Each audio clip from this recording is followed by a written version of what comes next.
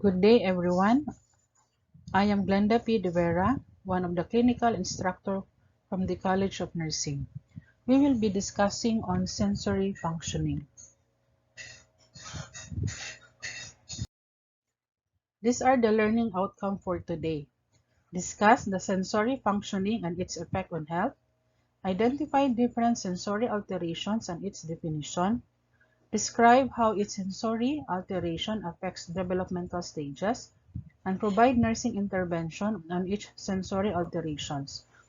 Appreciate the concepts on sensory function and its implication to nursing.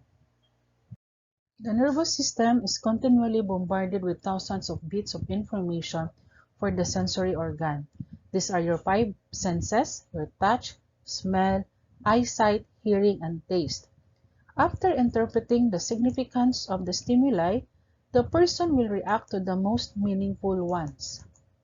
The balance between sensory stimuli entering the brain and those actually reaching a person's conscious awareness maintains a person's well-being. Sensation refers to the process of sensing our environment through touch, taste, sight, sound, and smell. This information is sent to our brains in raw from where the perception comes into play. When a patient suffers from more than one sensory alteration, the ability to function and relate effectively within the environment is seriously impaired. Normal sensation involves the four: reception, perception, and reaction. Reception, stimulation of a receptor such as light, touch, or sound. Perception is the integration and interpretation of stimuli. Reaction, only the most important stimuli will elicit a reaction. This is a voluntary reaction coming from the person. Sensory reception involves the stimulation of sensory nerve fibers and the transmission of impulses to higher centers within the brain. Sensation and perception play two complementary but different roles in how we interpret our environment. There are types of sensory alterations. These are your sensory deficits, sensory deprivation, and sensory overload. When you talk about sensory deficits, it is the deficit in the normal function of sensory reception and perception. There is impaired reception, perception, or both of one or more senses. When you talk about sensory deprivation, there's inadequate quality or quantity of stimulation. There are many effects of sensory deprivation. In adults, the symptoms are similar to psychological illness, confusion, symptoms of severe electrolyte imbalance, or the influence of psychotropic drugs. Sensory deprivation has been used in various alternative medicines and in psychological experiments. Sensory overload is the reception of multiple sensory stimuli. Excessive stimuli prevent the brain from responding to or ignoring to certain stimuli. Overload prevents meaningful response by the brain. A person's tolerance to sensory overload can vary according to fatigue, attitude, physical and emotional well-being. The acutely ill patient, especially the patient in a critical care unit, easily experiences sensory overload. There are factors affecting sensory function. Number one is age. Infants and children are at risk for visual and hearing impairment because of a number of genetic, prenatal, and postnatal conditions. Visual changes occur during adulthood that result in the need for glasses. Glaucoma, reduced visual fields, increased glare sensitivity, impaired night vision, reduced depth perception, and color discrimination can occur. The amount of stimuli is also another factor. Excessive stimuli in an environment causes sensory impairment. The frequency of observation and procedures performed in an acute healthcare setting are often stressful. If a patient is in pain or restricted by a cast or traction, overstimulation frequency is a problem.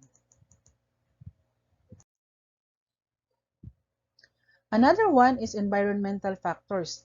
This accounts for occupation, recreation, and sports activities. One is meaningful stimuli.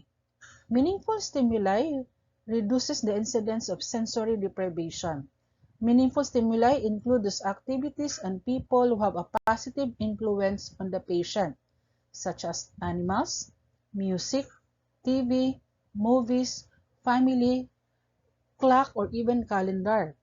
A disruptive roommate or too many visitors or too much light or noise in the room can negatively affect the patient also.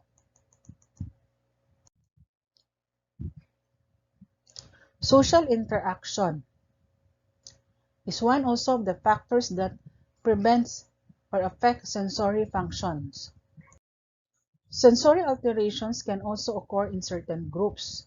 Certain sensory alterations occur more commonly also in selective ethnic groups. How do we intervene? Common problems associated with vision. Minimize glare. Encourage the use of eyeglasses, contact lens, magnifiers. Obtain large print reading materials. Use brighter colors, red, yellow, and orange.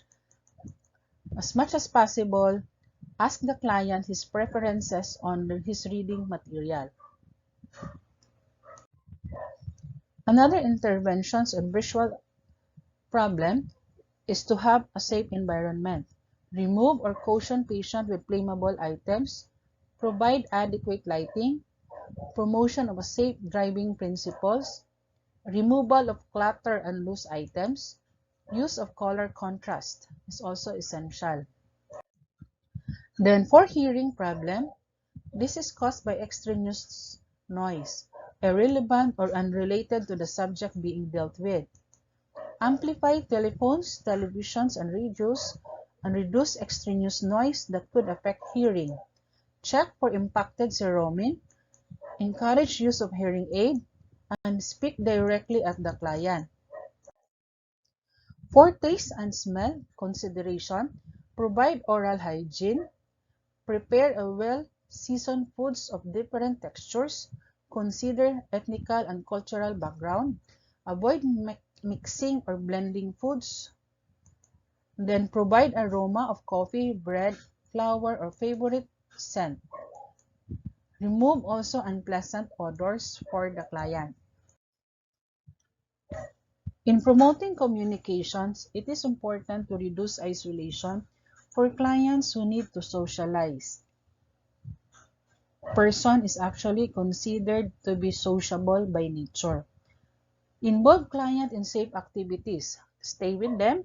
Provide opportunities where the patient can interact and have a trusting relationship with the nurse. Speak clearly. Provide good lighting.